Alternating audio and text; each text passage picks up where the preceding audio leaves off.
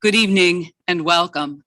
I'm Sister Barbara Reed, President of Catholic Theological Union, and it is my great pleasure to welcome you this evening to this book launch of Hidden Mercy by Michael O'Loughlin, who is here with us tonight to talk with us about his book.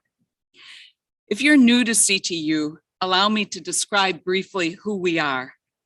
Catholic Theological Union was formed in 1968 when three men's communities of religious, the Passionists, Franciscans, and Servites, joined efforts to respond to the call to rethink seminary formation in the wake of Vatican II.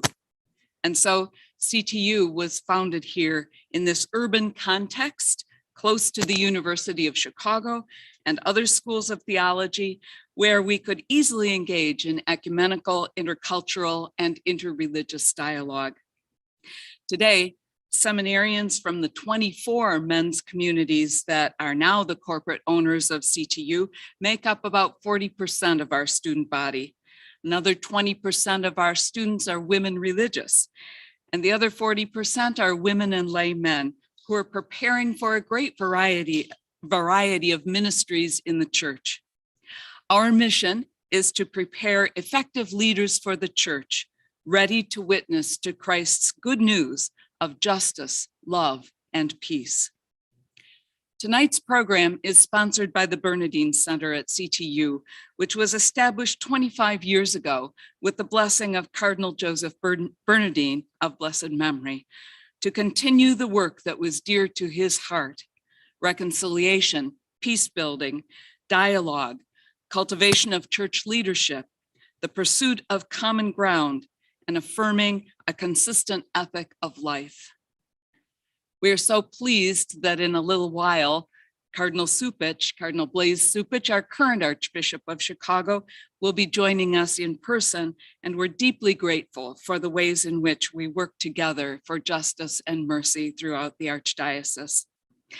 And I now invite Steve Millies, Director of the Bernadine Center, to give further introductions. Steve?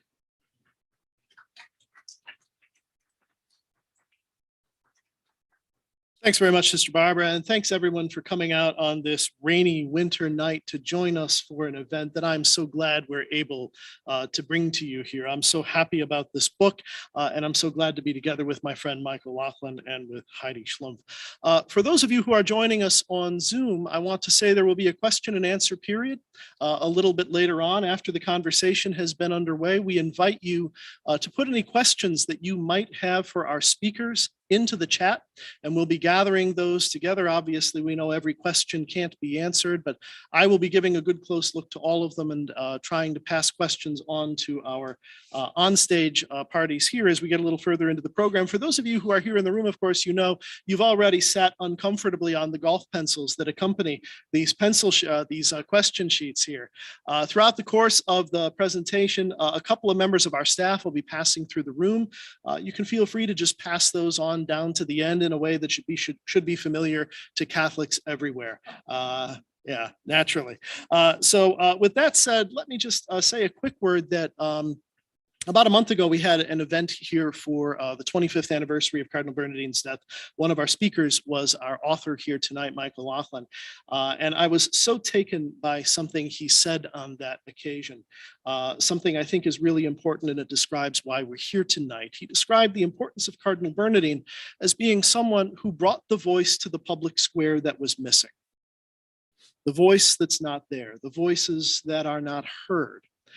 Whether that's a Catholic voice in a larger context of the US political conversation, but certainly also he brought other voices from the margins, other voices of the vulnerable, other voices of those who aren't heard, into places where they can be heard, where their value and their worth can be known. From when I heard the podcast Plague that Mike did for America Media a couple of years ago, I knew there was a very special project underway here. I'm so glad it's been turned into a book. And that's why I'm so grateful to welcome tonight Heidi Schlumpf, who is the executive editor of National Catholic Reporter, who's going to be interviewing our guest of honor, the national correspondent for America Magazine, and the author of Hidden Mercy, AIDS, Catholics, and the Untold Stories of Compassion in the Face of Fear. Please welcome our author, Michael J. O'Loughlin.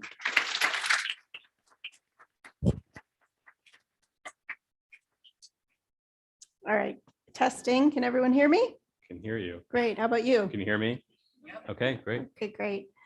Thank you, Steve and Barbara. Thank you for having us here to the Bernadine Center and to CTU. Mike, you may know the book came out how many days ago?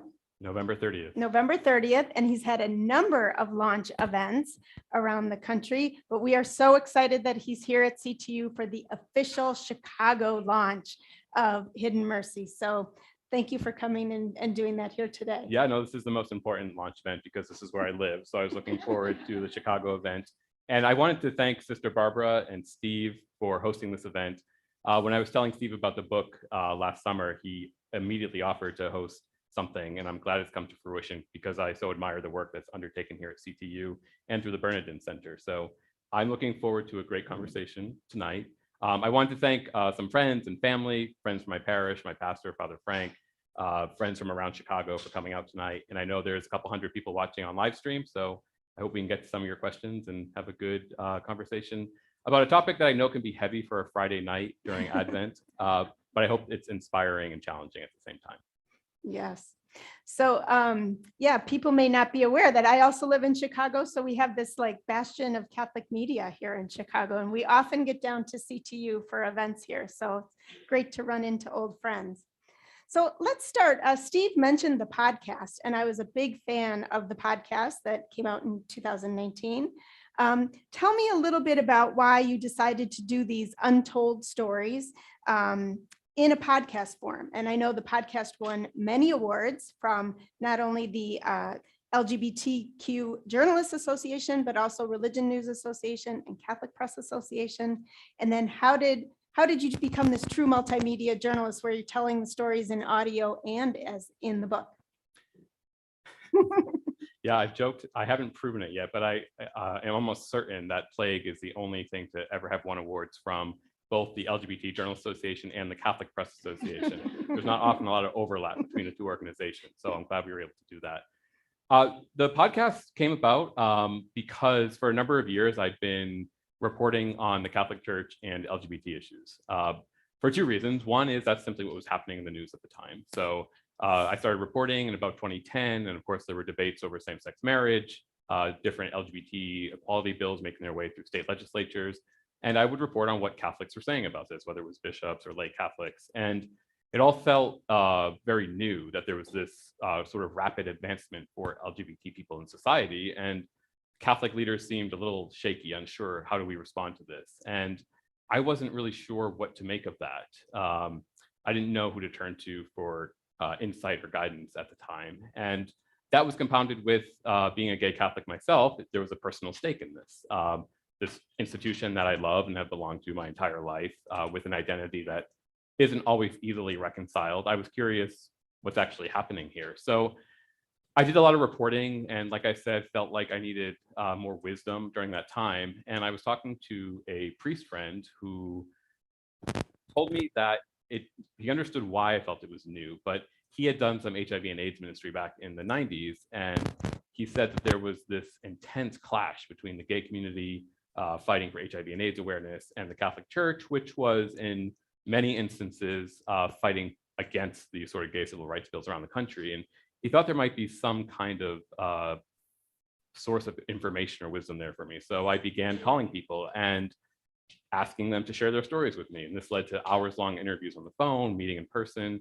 And when you hear people telling their own stories, especially stories that they maybe haven't been invited to tell in many years, there's something incredibly powerful about that. And I wanted to be able to share that in a way where I kind of took myself out of the picture a little bit and let people tell their own stories. And that led to the creation of Plague, which, as you said, really resonated with people who I think are eager to talk about this time in history that hasn't been covered extensively since I think the country decided to move on from it in the late 90s. So it's really spurred a conversation that ultimately led to the book. Yeah. Well, you're such a good journalist, and I know you traveled across the country. So there's stories everywhere from San Francisco to New York to the Midwest. And maybe you could just highlight maybe one of the stories that's in the book that you think, without, spoiling it too much for people who haven't read it yet, but that you think is particularly was transformational for you. Yeah, there are one of the kind of amazing parts of this whole project has been every time I interviewed someone who lived or worked during this time, we would have our conversation. They would tell me about their story, often incredibly moving, powerful, personal stories. And then they would say, and here are 4 or 5 more people to go talk to. So it was this sort of ever expanding network of people who this book could have been volumes long because there's so many stories from this time that haven't been told yet. But one that has stuck with me and happens to be based here in Chicago, so I thought would be a good one to talk about tonight, was a story about a former pastor of the parish I go to now in Chicago in Lincoln Park. And I was struck by the pastor at the time was a popular priest named Father Jim Noon. I got to talk to many of his friends, his brother, several people who knew him very well. And the reason I wanted to write about that, about him and his story, was the parish I attend is a very welcoming space, very hospitable to, I think, Catholics who might find themselves on the margins, more or less. And I was curious why. And I learned through talking to people that it was very intentional and something Father Jim Noon had sought to create. And as I learned more of his story, I eventually understood that he actually died from AIDS-related complications in the 1990s. And what I found so compelling about his story was there was so much shame and stigma about HIV and AIDS at the time. I recall a statistic from a 1987 poll that said 43% of Americans agreed that AIDS might be a punishment from God for an immoral lifestyle. So that's the kind of stigma we're talking about at the time. And Father Jim grew sick. He stayed at his parish as long as he could. He wanted to get through Christmas. So there's something about this time of year that actually pops up quite a bit in the book. But was devoted to serving as long as he could. And ultimately, again, this is in the early 1990s, so there's just the medicine hadn't caught up with the virus yet. So there wasn't much people could do. And he grew very sick and passed away. But in this final act of courageousness, he asked one of his friends, a priest who was preaching at his funeral, to make public his HIV status. And the goal was to, in this final moment, try to stand in solidarity with people who felt that shame and stigma, to say if this well-known, beloved member of the community, a priest, could go public with his own status, maybe it would help other people not feel that shame. And that's what happened. And there was a obituary printed in the Chicago Tribune that acknowledged this fact, and it became pretty widely known. And I was moved by that courage. And when I had a chance to interview his brother, he told me it wasn't easy for the family because there was this sense of shame and stigma, but that ultimately they were also really moved by that act of solidarity with a marginalized community. So that's just one story. And I go into it much more in the book, how the church dealt with this very difficult issue of HIV and AIDS in the priesthood. But that's one example, I think, of something that we can be proud of at a time when there was a lot of shame and stigma. Yeah, that's one of my favorite chapters too, because I was working as a journalist in Chicago around that time. So I was pouring through your footnotes to see where you got all your information.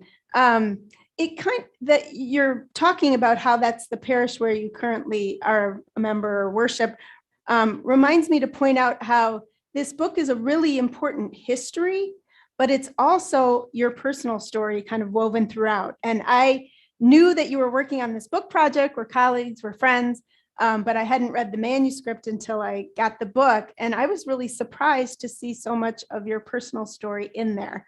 I know as journalists, sometimes we like to not be the center of attention and let other people's stories shine through, but talk a little bit about why you decided to bring that into it and how that was for you to switch a little bit from being a journalist to being a essayist or memoirist. Yeah, you're not the only one who's surprised. Even when I come through it now, I'm surprised at how much of my own story is made into the book. And it wasn't easy. It was at the encouragement of an editor who said, we need to understand why you're telling the story. This is in many ways a history book. Most of the stories take place between 1982 and 1996, which is generally considered the height of HIV and AIDS in the United States. But there was this sense that I was seeking to form almost intergenerational friendships with people who might be able to offer some guidance and insight, because I had this realization that in general, I don't think we do a good job in society of forming friendships with people who have a couple decades on us. So there was that general observation. And then also LGBT history simply isn't passed on. In families, generally, it's not. In schools, it's not. In our church, it most definitely is not. And there's a lot of wisdom and insight from that time that I thought could be valuable to other people. And by sharing my own story, I was hoping that it would create this sense of trust, that this sacred history, really, I was someone who could tell it in an authentic way. And I have to say, after the podcast came out, which was the first part of this project, I was giving a talk in New York and encountered a group of a few people in their 20s who approached me after and thanked me for doing it because they hadn't known any of this history. And they said that knowing it helped them feel as if they weren't alone in the church in their own struggle. So being able to serve as sort of a conduit between one generation and another has been a real blessing in this work. And the part about your own story, again, not to ruin it for people who deflecting. haven't read it yet, but it's about your relationship to the church and the struggles that you've had with that. And how did working on this project affect your relationship with the church? In an interesting way, it made my faith in the church much stronger because I don't try to rewrite history. There was a lot of challenges at the time. There were efforts to undermine public health campaigns by some Catholic bishops, which have some interesting parallels to today. Unfortunately, there were statements from the Vatican condemning homosexuality at a time when the gay community felt under siege from HIV. There were discriminatory comments made from pulpits. There was just this general stigma and shame in society that Catholics weren't immune to. So that history is all in there. And I think it's important that we understand that. At the same time, most of the book is filled with examples of Catholics doing the right thing. So whether it's the Catholic sister in Southern Illinois who wants to serve the gay community because she sees the suffering and no one responding and educates herself about how she can help, or the parish in San Francisco that is in the middle of the gay neighborhood there and transforms itself into a welcoming space. There are many examples that were not covered particularly vibrantly at the time of Catholics doing the right thing. And I think by sharing those examples, it's helped me be proud of our church, even though there was this sort of public institutional reluctance to do the right thing. There were people motivated by the gospel to step up. And I think those stories are worth sharing as much as the other ones are. Yes, and hence the subhead of the book, which is Untold Stories of Compassion in the Face of Fear. You mentioned the intergenerational relationships or storytelling. Mike and I are colleagues, and I like to believe that we're in the same generation, but we're not. So I'm a little bit older than Mike is. And so I remember that history, and Mike asked if I would briefly just share any memories I had. So, and I'm not the focus of tonight, so I'll make this very brief. So you tell us about your reporting. But in the early 90s, I was working for the Archdiocese at their diocesan newspaper, and one of the things I covered was ministry to people with HIV and AIDS. And I had this memory, and because my memory isn't too great these days, I had to double check it with Google. But I had this memory of covering the National Catholic AIDS Network conference here in Chicago. And I have this remembrance of it being at Loyola University. I can picture the room I was in because I remember the speaker was Henry Nouwen. And even back then, as a Catholic nerd, I was pretty wowed by that. So I Googled, and it turned out, yes, he did speak to the National Catholic AIDS Network in Chicago and Loyola. I think. Who is Henry Nouwen for people not as nerdy as us? Okay. A very famous, spiritual writer. And I think at the time he was speaking about death, and his talk that was given there was eventually made into a book. So I confirmed that, yes, I had been there, and I did a little digging today I confess I'm a bit of a pack rat, and I found 2 buttons that I'm pretty sure were from that conference, and I gave them to Mike before we had dinner tonight to remind him that there were people doing this ministry, and we were covering it here in Chicago back then. So Yeah, thank you for that memento from that time. Yeah, but you're right. There's so many people that don't know this history. So either it was before their time, or the headlines that are negative tend to drown out some of the positive work that was going on there. What has been the reaction to people reading these stories? I listened to the podcast of your colleagues from Jesuitical interviewing you, and I think they're even a little younger than you are, and they didn't know this history either. Yeah, that's been an amazing part of talking about the book, talking about the podcast. Was in my mind, I had known these different data points. So some of the things we talked about, like the Vatican letter in 1986 condemning homosexuality, or groups like Dignity being kicked out of Catholic parishes around the country. And I had known that history. What I hadn't known was, or what I hadn't connected in my mind, was that it was set against the backdrop of HIV and AIDS, that the 1980s was sort of this crazy time of advancements in one area and kind of steps back in the other area. And you're right, people, I'm in my mid-30s, people in their 20s have told me they didn't know any of this history, not even the sort of data points that I knew. And what I've been trying to do with this project is there is something intimidating about trying to report on something that other people live through and helping tell their stories. There's people in this room who very generously provided their own stories to me. People I interviewed here who helped fill out some of these stories. So there's something intimidating about that.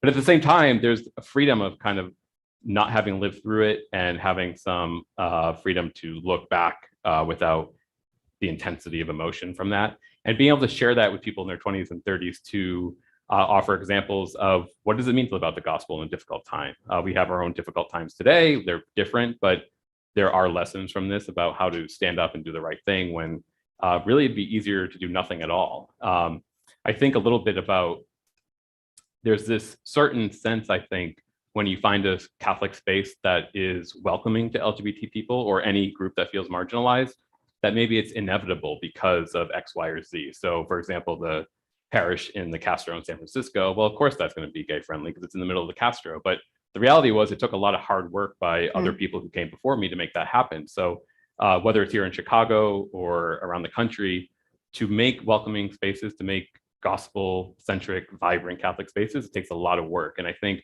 understanding how that happens is important for the challenges we face today and the challenges we will face in the coming years as well. That's the chapter where they talk about the gays and the grays, right? Yeah, so the older exactly. people and the LGBT community coming together. So just a reminder for folks here in the room that if you have questions that you want me to ask Mike, you can write them on your cards, and I know they're collecting them so that we can pool similar ones together, and I can add your questions as well. And I believe that the people who are watching on Zoom are also able to put questions in the comment area, so that we'll be, or in the chat, I'm sorry, so we'll be able to add your questions to tonight's conversation. You mentioned the comparison to today, and I had this question of wondering, like, certainly we have a lot of LGBT news that we're reporting, you and I both. We had one story this week at NCR about New Ways Ministry, which is a pretty LGBT friendly group who had, first it was good news because one of their resources was included as part of the Synod resources. And then it was bad news because the resource was taken down off the website. But then it was good news again because the organization released some letters they had received from Pope Francis, who was praising their ministry. So how do you think today is similar or different to the way things were back in the 80s and 90s? Or what would it be like if we had the AIDS crisis now? Would it be different in the church? Yeah, that's a good question. In terms of, is it better or not today? It seems obvious that it's better, right? Because society has become much more welcoming and tolerant of LGBT people, other communities. And it does, in my mind, seem like, oh, it's better. It's more open today. But I remember I interviewed, or featured in the book is a priest named Father Bill Mcnichols, who was an early HIV and AIDS pioneer. He's known today to be an iconographer, a kind of world famous Catholic artist. And I asked him the same question because he was, in the 1980s, he came out as gay, and his reasoning was, in order to be effective at HIV and AIDS ministry, he wanted the community to know that they had an ally in him, that he was part of the community doing that work. And so he has decades of perspective of what is it like to be an openly gay person in the church. since the early 1980s. And I asked him the same question, and I assumed the answer would be, well, yeah, of course it's easier today. But he said in many ways he thinks it's actually more challenging today for various reasons, but one of which is because society has become more welcoming and more tolerant, there's been sort of a backlash in some circles in the church. And that is what inspired my observation about this inevitability. It's not good to take things for granted just because they have been welcoming before. It doesn't mean they always will be. But of course, there's been a big change in tone. It's a little cliche at this point to Pope Francis, but he's someone who has encouraged a different pastoral style. And we see that in his own statements. We see that in the kinds of bishops he's appointing. We see that in the kinds of letters he's writing. And I think there is something encouraging about that. It's not something that's going to change overnight, obviously, but even that change in tone, I think, does send a signal to younger Catholics that there is something new here, something fresh here. Speaking of Pope Francis and letters from Pope Francis, you went from behind the scenes to sort of newsmaker yourself because you received a letter from Pope Francis about your book and about the writing that you did, including the podcast. And he thanked you, I put a quote here, for writing the book and for, quote, shining a light on the lives and bearing witness to the many priests, religious sisters, and lay people who opted to accompany, support, and help their brothers and sisters who were sick from HIV and AIDS at great risk to their profession and reputation. So first of all, book promotion extraordinaire, getting the Pope to endorse your first, or this is your second book. And you took the letter to the New York Times and did an essay for them. Tell us what's been the reaction to that and what did it feel like to get something in the mail from Pope Francis? You can read how it felt in the New York Times, Yes. which was very exciting. And no, that side of things was very exciting. Obviously, to have an endorsement from the Pope about a project that means a lot to me personally was very moving. But I will say the more moving part and one of the most fulfilling or satisfying experiences as a journalist came when I received a letter in August and didn't make it public until November, but was able to call some of the people I profile in the book and tell them about this letter from Pope Francis. And that last phrase you mentioned, that they undertook this work at great professional and personal risk, meant a lot to them because they did this work in the 1980s and 90s, often facing some headwinds from different church leaders, but stood by the community that they knew needed help and didn't get a lot of praise or encouragement often because it was such a stigmatized community. So being able to call them 30 years later and read this letter from Pope Francis meant a lot to them. I could hear in their voices and what they were telling me. And I don't have any illusions that this one letter makes up for the mistakes, but it does give some encouragement that doing the right thing, even if it doesn't feel like you're being praised by society, eventually, especially in our church, it catches up where people recognize that. So it was a very powerful experience being able to communicate that letter from the Pope to people like Sister Carol or Father Bill. Yeah, you mentioned Sister Carol. Do you want to tell a little bit about her? She's the story that opens the book, correct? Yeah, so Sister Carol Baltashevitz was a hospital sister of St. Francis down in Southern Illinois in Belleville. And she was an ICU and ER nurse who was getting a little burnt out from all the work up in Wisconsin and took this home care nursing job down in Belleville. And it was pretty quick in the mid-1980s where she was encountering a number of patients, mostly young men, who had left this small town and moved out to the coasts and then moved home once they became sick with HIV and moved in with their parents as they were dying. And she was very frustrated because medically there wasn't much she could do. And as a nurse, she was used to helping solve problems. So she sought to respond to the community in a different way. And she learned pretty quickly that in order to be an effective ally in the fight against HIV, she would need a lot more education because it was affecting a community that simply wasn't hers. It was very, it was a foreign way of life that she didn't understand. So she and another sister packed up and moved to New York City for 6 months, where they volunteered on the AIDS wards at 2 Catholic hospitals, St. Vincent's and St. Clair's. They answered questions on an AIDS hotline. They befriended gay Catholic couples who introduced them to the community and taught them a couple lessons. One was that if you want to serve a community, you have to put your own biases aside and understand your prejudice.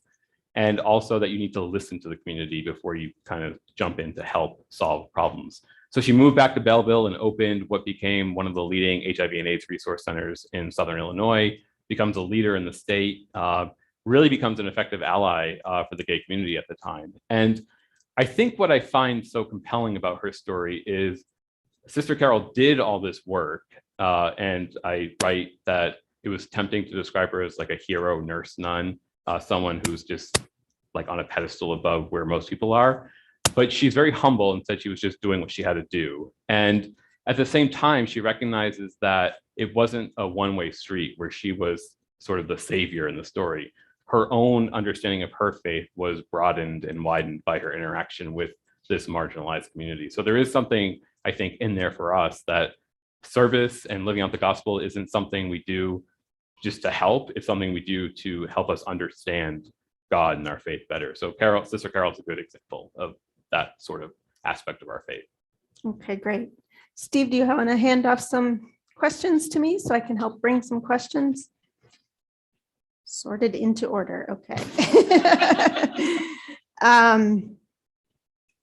This is an interesting question. Okay.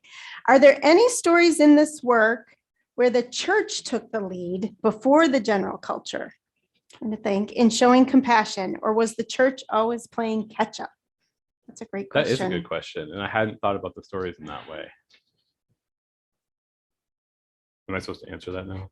Yeah. Question and answer. That's how it goes.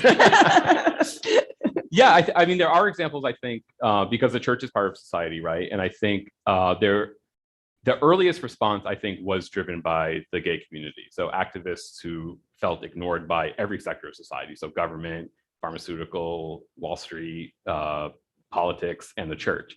But there's members of the church who are part of those organizations at the same time. So I remember being surprised that ACT UP, the radical activist group in New York, that something like 43% of its members were Catholic. So many of them have stepped away from the church, but I interviewed several who had remained Catholic and were part of ACT UP. So there are Catholics who were doing the activism.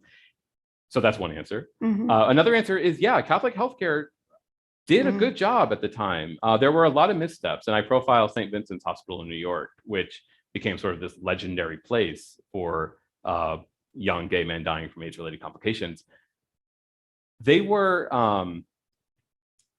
they had to undergo a process of transformation to understand how do we serve this population. But one thing I really appreciated, I interviewed a doctor, a gay Catholic doctor who worked at St. Vincent's, ran the AIDS clinic there, sort of a legendary guy in this field. And he said what he particularly appreciated was there was a sense that if you were sort of a middle class or wealthy white gay man, you had access to certain medical resources pretty early on. But if you were poor, homeless, undocumented, you were kind of cut off from HIV and AIDS medicine. But the Catholic hospitals really went out of their way to make sure that those populations were served before that became sort of the primary face of HIV and AIDS in this country. So I like that way of framing it. And there are definitely examples of how the church was leading, even if it was playing catch up in other areas. Yeah, that's interesting. And not the first time that Catholic healthcare was taking the lead. Here's another wonderful question. Praising the timing of the releasing of this book during the preparation for the Synod. I don't think you or your publisher did that on purpose. Definitely did not. But it is coincidental. So what are your hopes for the Synod and LGBTQ Christians? So I'm going to assume that not everyone here is familiar with the Synod. Synod because based on our own reporting, it seems that most people are not. But so basically, Pope Francis has launched this series of consultations with the global church, and he's hoping to change, I think, the dynamic between the laity and the leadership and really engage how people understand their faith. So for the next year, I think you probably know more about this than I do. Well, the local consultations, Sure. I think they're going till May now. Okay. So the idea is August. let's listen, let's have this conversation, this dynamic collaboration between the laity and church leaders. And part of the Pope's goal has been to engage marginalized communities, and the LGBT community and the church feels as if our voices haven't been heard. So let's hope that they're part of this process. As for my hopes for the Synod, I don't know. This is like way in the weeds of Catholic minutia here, but this is a pretty Catholic educated audience. So I would say there was a similar process that played out in 2014 and 2015 when Pope Francis called for this series of meetings about family life, and everything was on the table. How do we welcome different kinds of families into the church? LGBT issues were part of that conversation.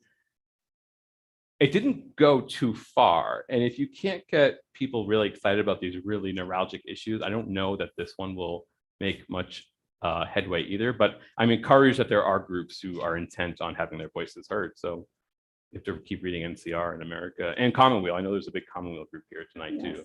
See where it all goes. Welcome to all of our Weal friends here at CTU.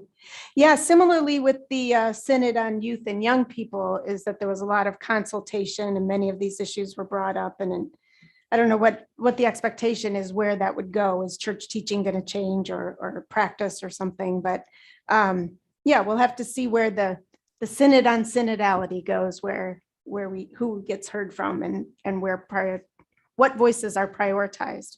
I am going to jump around a little bit because this one jumped out to me. What advice would you give to someone who struggles to embrace Catholicism due to the stance on LGBTQ plus and other marginalized members? So you can maybe speak from your own experience. I don't know if you want to give advice, but I'll leave the advice to the people in the book, because really that question motivated so much of my reporting over the last 5 years as I worked on this project. And there's different profiles in the book of how different Catholics made it work. And some people simply left because they said it wasn't a space where they felt like they could be themselves. And I think that's a fine decision. Other people said that they found a parish that works for them and they sort of tune out everything else. And that seems to work for a lot of people. The thread, I think, through all the different kinds of answers and different people in the book was you have to make a decision that you want to stay part of this institution. Like, what is it about the Catholic Church that draws you in? And then be willing to put up with the challenges that come with that. I think anyone who's Catholic is facing certain challenges. I don't think there's anyone who feels totally embraced in the church. In my essay about the Pope's letter, I wrote that for me, it was the Eucharist, that there's something about that sacrament that draws me in that I haven't been able to find elsewhere. And I'm willing to say that this is my community and my spiritual home, and I'm going to stay and fight for what I know it can be. So I think once you make that decision, staying and making that reality work for you is, I think, an important part of that process. Well, wouldn't you say that also just learning about the history of others who struggled as well can be really helpful? Yes, too? That's an excellent prompt. Yeah, leading question there. Because no, that's the point of the book. This history is empowering, and without it, we do feel isolated. But learning this history of others who have struggled before us, I think, does empower us and gives us hope that we can create the kinds of spaces that we need to live out our faith effectively. Yeah. So as a woman in the church, I've experienced the same thing about learning about women before me, previous generations of women who fought for things. So it can be helpful. This is a question, I think, from somebody online. Do you have any sense of how many US priests died of AIDS? And I think you do talk in the book about how that kind of data is really hard to get at, correct? Yeah. This was not unique to the church at all, but especially in the early days of the crisis, there was an attempt to change the narrative around how some people were dying. So because there was such shame and stigma around AIDS, a lot of times it wasn't acknowledged. So the true number is probably not known. There was a study that came out in the early 2000s by the Kansas City Star that attempted to track the actual number, and it's disputed, and there's good arguments as to why it might not be accurate, but it's probably a little higher than the general population, but it might not be as sensationalized as news reports at the time made it sound. But I think the examples of how individuals responded to that phenomenon are more powerful than the actual numbers. Yeah. How important has it been, or will it be, to have a Catholic US president who supports LGBTQ rights? Okay, how has that affected the debate on LGBTQ rights within the church? We know that the second Catholic president has been controversial in his first year and a half here. Yeah, one of the nice things about stopping my book in 1996 is that I don't have to have an opinion on anything from today. And as a reporter, I try to remain kind of stepping back from that. I don't know. It's a question I think we'll have to keep paying attention to. There's certainly a lot of tension when it comes to President Biden's Catholicism. So I'm not sure. He is certainly more supportive of LGBT rights than other Catholics, but how much he impacts the church, I doubt we'll see much of that. Yeah. Given that most Catholic history centers around stories of men, what resources do you recommend, if you know of any, for retrieving histories and stories of queer and lesbian women in the Catholic Church? Where can we find their history and presence? So that'd be a good book too. CTU questions are not messing around. They are hard. I mean, I'm proud that in the book, many of the protagonists are Catholic women, a lot of Catholic sisters who did extraordinary work kind of in the trenches at the time, far away from the limelight. That's a good question. I don't know. I'll have to think about that. But yeah, there's definitely stories of strong Catholic women in this book who should be more widely known. I know there was a book that just came out last year that I think was about stories of lesbian women religious. I'm blanking on the name now if anyone knows it. But yeah, there certainly could be a lot more written about that, the history of LGBTQ women as well. Here's another great CTU question. They are good.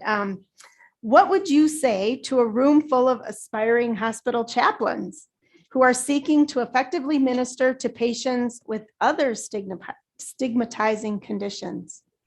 That is a great question. And there's some wisdom in the book for sure. One thing that has stuck with me, which I alluded to earlier, was it wasn't easy back then. I think there's this sense now that everything I write about is history, right? Because the book does end in the 90s and we've sort of moved on. But the reality is HIV and AIDS is not something from history. Every year in the United States, tens of thousands of people are newly diagnosed with HIV, obviously many, many more around the world. And there's still this stigma attached to HIV. So it's not, we don't even have to imagine these hypothetical issues of hospital chaplains. There still is this need for pastoral responses to these issues.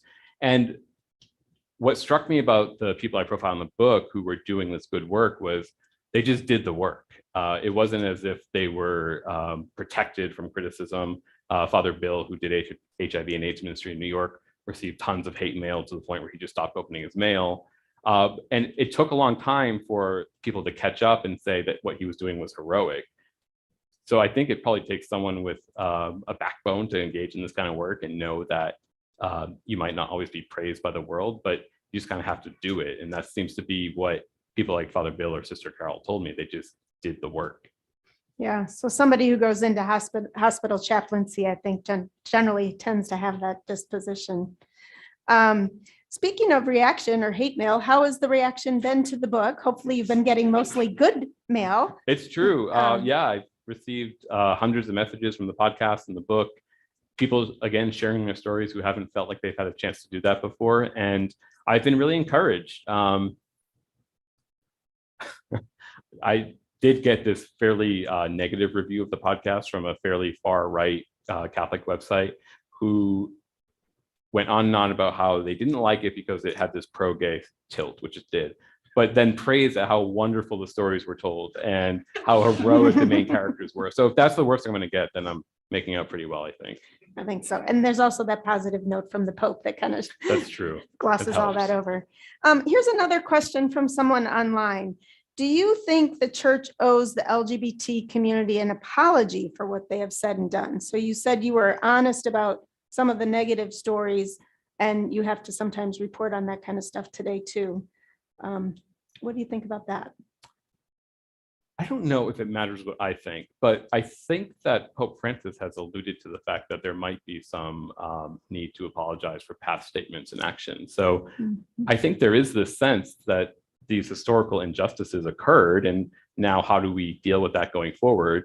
Whether an apology is helpful or there's some kind of listening or meaningful dialogue that takes place, like we were talking about the Synod, I think there is a need for stories like this to enter our historical consciousness so we can understand what mistakes were made by leaders at the time or ordinary Catholics at the time, so that we can avoid those in the future. I'm interested in this idea of encounter between church leaders and LGBT people who can show faithful lives and sort of help break down stereotypes.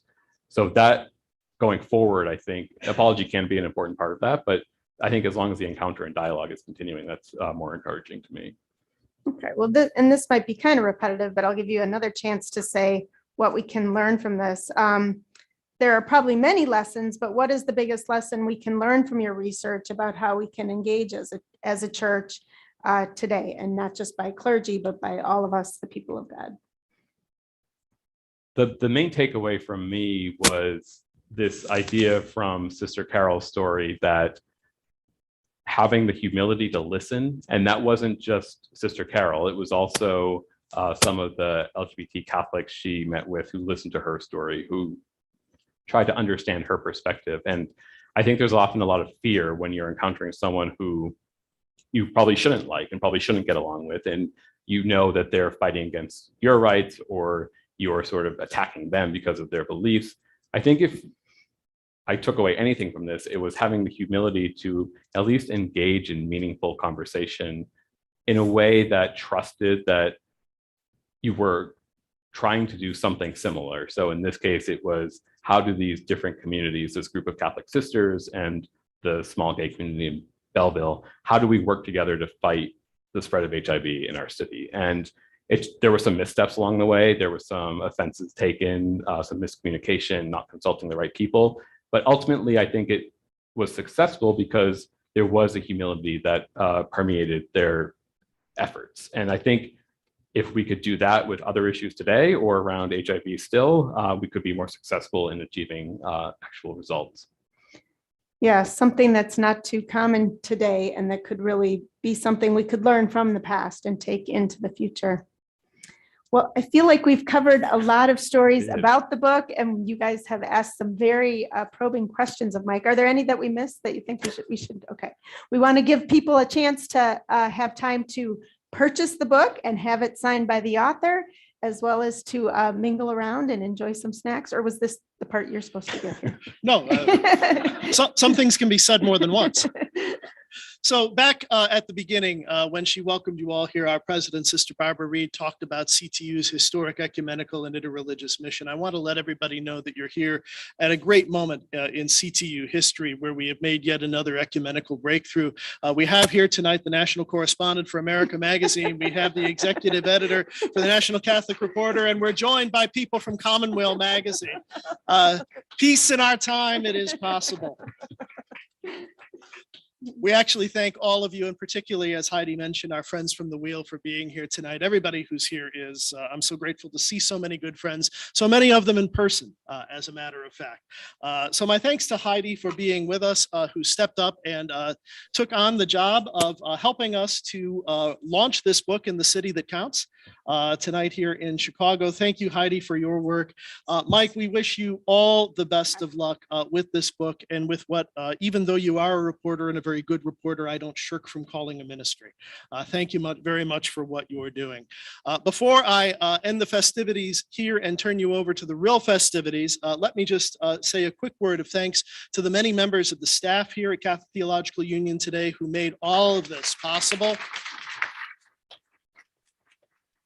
And as well to our friends from the Seminary Co-op bookstore here in Hyde Park, beautiful Hyde Park, Illinois, who are here to offer copies of Hidden Mercy for sale. I particularly need today to thank CTU students Emily Davis, Greg Evers, Carl Gales, who's going to be playing the piano for us again in just a moment, Mark Newhagen, Darius Villalobos. I need to thank those 5 students. They're here today to help us out because the Associate Director of the Bernadine Center, on whom I depend so much, cannot be with us today. He's convalescing at home, Peter Cunningham. It took 5 people to replace him. And I also want to thank Latasha Webster, who I don't see, but who is here. There she is. No, she's not here in the room.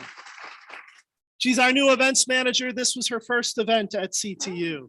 So with that said, Copies will be available for sale over here. The author will be available to sign your book and engage you in conversation. But folks, the last word you need to hear from me is there's a lot of food and drink left, and we are not closing the room. Fill your pockets, stand around and talk with people. Have a good time. We're not closed yet. So please stick around, enjoy, and thank you for coming out.